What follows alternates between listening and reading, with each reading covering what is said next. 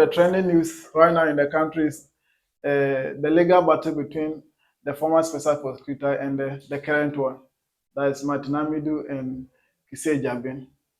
And I learned Martin Amidu has taken Kisei Jabin to the president. The requirement of the law, the president has to forward the petition to the Chief Justice, so that the Chief Justice will look into it and see what Martin Amidu is saying, whether there is they call it, in legal term they call it prima facie. Look into it and say, okay, Martin Amidu has a case, so let's go further into it and see what he's saying, whether it's true or not.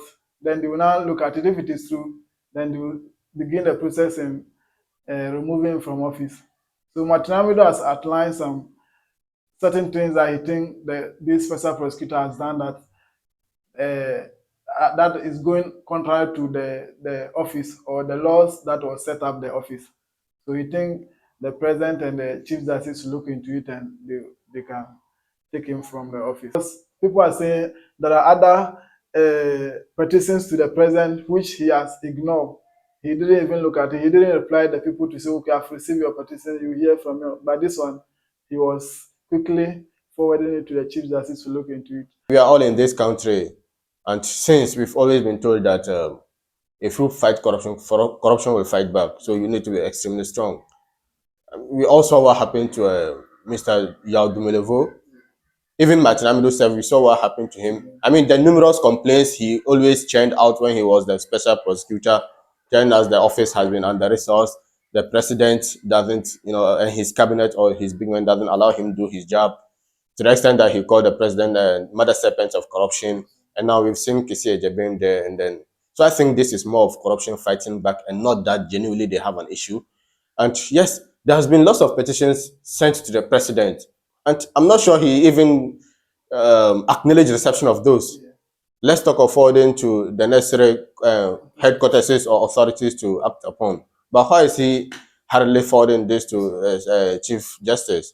Definitely, I think there's an underdealing somewhere. Yes, I will have to state categorically that I'm speaking from a layman's perspective, someone who has actually followed this on TV rather than speaking from the law aspect of it, and listening to what is happening around the same issue.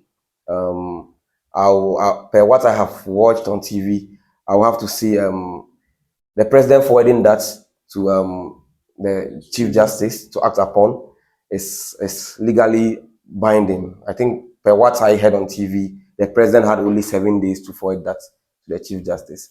And then all this happening too, I think the president has limited, or he has no hand in it in one way or the other. He's supposed to forward it, and then whatever necessary processes the Chief Justice deem should be carried out is going to be done, and then a decision will be made by the Chief Justice quarters. And that decision, when sent back to the president is not supposed to use his discretion in one way or the other to decide as to what to happen. The decision, when it is sent back to the president, is something he's going to act upon. Constitutionally, by what I heard on TV, that is what the president is supposed to do. But I think the president pushing it in a very fast manner when there are other petitions that should have been worked on, I think is because of the constitutional backing of that, for him to push that within 7 days. So maybe that's the reason the president pushed that. But me in particular, on my personal notes, I think Martin Amidu trying to get out Kisei Jabin, I think the special prosecutor office hasn't served its purpose. So in the first place, we have been taking salaries. They have staff who are taking salaries. They take consumables. They take fuel. They have vehicle. They have rent allowances and a lot of allowances. But since the creation of this office, they haven't been able to deal with it, because I haven't really seen any positive results of the office. The office is something I just see to be wasting the state's resources. Yeah. From Martin Amidu himself, I think he served for more than a year, and he was not even able to prosecute a fly. Yeah. So why should I take him serious? Because he was the first special prosecutor, and he, one way or the other, he couldn't perform. Because when Martin Amidu was a special prosecutor, I didn't see any major prosecution that, or maybe I send any government appointee to court and deal with the person, and maybe others got to fear that, okay, if I do it, Martin Amidu will come after me. The only case I think Matamidu handled, and it was in the media here, and there was he and Baku MPO Mahama Yeah, the ambulance issue, ambulance that he procured some things and what and why Which was didn't born out of share. Yeah, I think they were having some personal issues that he wanted they needed to his office settle. to fight. Yes. So I think because Martinamidu couldn't do much when he was a special prosecutor, and honorable resigned from the office because he realized that he couldn't do anything. Yeah. Then somebody came in, and the person has started doing something, even though the person has not been successful. Yes. But we have seen that he has taken some big people that we think that he was supposed to fear them, but he handled them to court. He was making like efforts. This, the woman that they had money, Cecilia Dapa. Then this man that they were having issue with the Galamsey, there was a man from Western region who was in charge of the Galamsey, Charles Bissiu. Yes. And then a whole lot of people, he has taken them to court. Yes. Even though he has not been successful in his prosecution of them, but he has shown attempt that he can handle, he's fearful. Yeah, and he's ready to do the work. He's ready to do the work. Yeah. So I think Martinamidu taking him, trying to get him out from the office is just because maybe he think if the man has been successful in the office, they will say Martinamidu because he couldn't do the work and somebody is not doing the work, so he will feel guilty. So that's why he want to let Ghanaians know that, oh, okay, this man is not a saint at all, because after all, because this is what he has been doing. He just want to expose things that we don't know about him, so that we get to know. It's okay. Even though we can say, okay, then Martinamidu was better. Martinamidu, he wasn't successful, but he wasn't wasting our money. Because most of the allegations Martinamidu is raising is about that the man is wasting money. He said he has taken some police officers from the police service to his office, and he has raised their salary.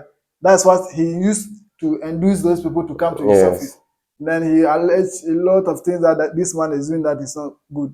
So I think he's just saying those things to get Ghanaians' attention that this man you are seen as a saint, he's not a saint after all. These are his sins. So from what you are even saying, there's one point like abuse of citizens' rights through arrest and detention. Yeah. Should that be something Martinamidu be chasing after? No, citizens should be fighting for themselves. Why should that be that? So I think that's why I think it's more of corruption fighting back.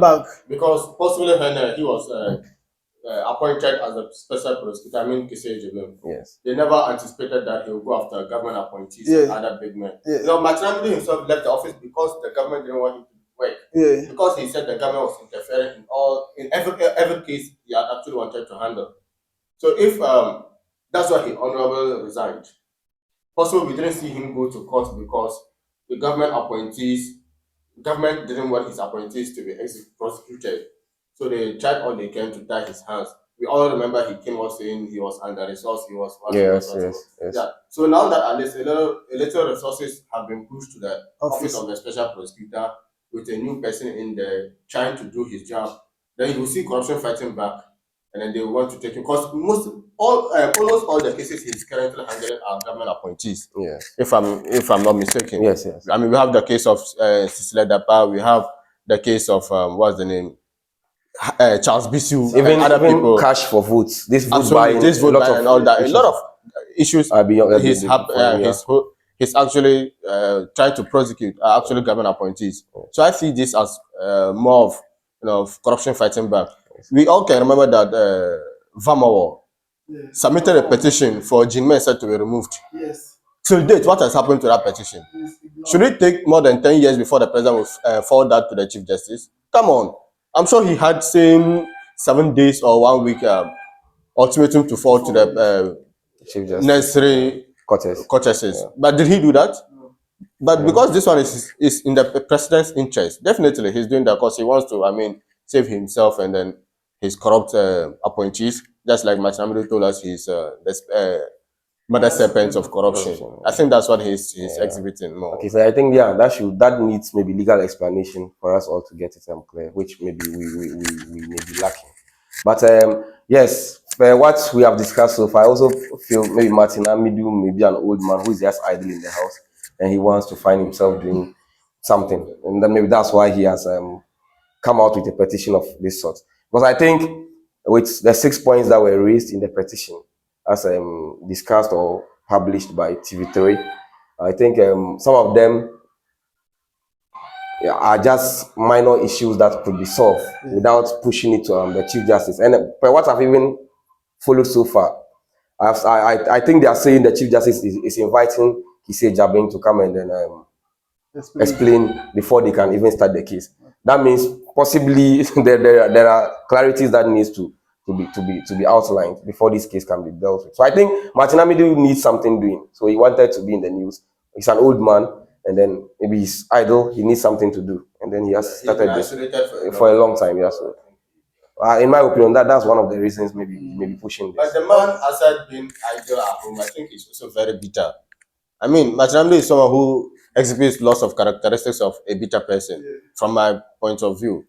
I mean, we see him chase after people like Mahama Yarga like this. I mean, using his personal monies to buy an ambulance for his constituency and then branding it with his name.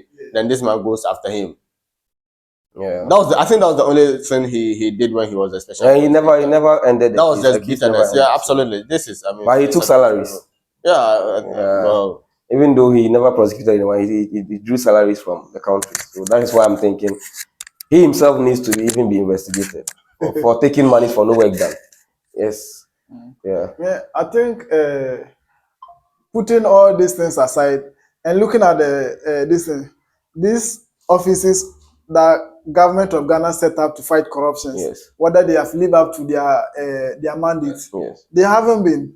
Because if you look at the money that was used to set up this office, special prosecutor, from Martin Amidu's time to this Kisei Jabin, even though we've seen Kisei Jabin trying to do something, Yes. but we've not seen any successful prosecution. No. Successful prosecutions will mean that, okay, you said ABCD have stolen 1 million from government coffers. Yeah. You've prosecuted the person. You've retrieved the money back with interest, or the person couldn't get the money back to government. You've sent the person to jail, and then maybe you have seized his properties, some of his property that you think that he has acquired with that money. Yes. Then you've given it to the state. Then we know that, okay, this office that we set up with 1 CD, you have made 2 CD profit from the office. Exactly. But if you spend, it should be profit driven. yes, if you spend 2 CDs on you to occupy this office and do this thing for ABCD for us, and at the end of the day, you are not giving us results, and we are rather wasting the money, the little money that we're giving to you. Yes. I don't think this office.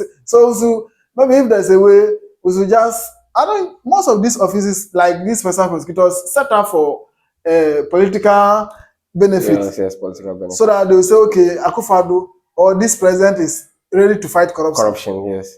But I've not seen any. He's a special prosecutor. I mean, he's not supposed to be influenced. Yes. It's not like other ones that you say, okay, this is their party people. But this is a special prosecutor you have brought in, and then the first special prosecutor ran away and left the office and said, because of president influence or political party influence, he couldn't do his work. Yes. And then we are still pushing money into it. Yes. And I think one time Paul Adumochi was alleging that this current special prosecutor, Kisei Jabin, the money he spent as a special prosecutor is uncountable. And then when he traveled outside the country, he has his own security that he has in this country. They will follow him to wherever he goes. And I even learned he has some cars that are not even for a government appointee, like expensive cars, which some are even bulletproof. I don't know who is trying to kill him that he want to. Yes, but then from where I stand, I don't think that should be a problem. Yeah. His security, his personal security should be taken very serious. Just like we all mentioned earlier, if you fight corruption here in Ghana or Africa, it will fight back. So definitely his life is at risk. So security around him should be beefed up. And that aside, he should be making profit and not losses. I mean, we can be investing, let's say, 100,000 Ghana cedis into the office, and then at the end, he can only tell us, oh, at least I've prosecuted one person and I've gotten maybe 5,000 or 2,000. No. Come on, the office of the special prosecutor should be seen as a serious business entity. Yeah, I think it should be seen as a serious business entity which should make profit in for the state. Yes. The more we invest in the office, the more we should get returns. I mean, we can't just be investing monies into an office in the name of prosecuting corrupt people. I mean, come on, we all can see the palpable corruption every day, like glaring corruption. I mean, so we should see prosecutions. We should see the special prosecutor making profit for the state. That shows the office is worth it. But if not, Charlie, we should just scrap it off and then we all be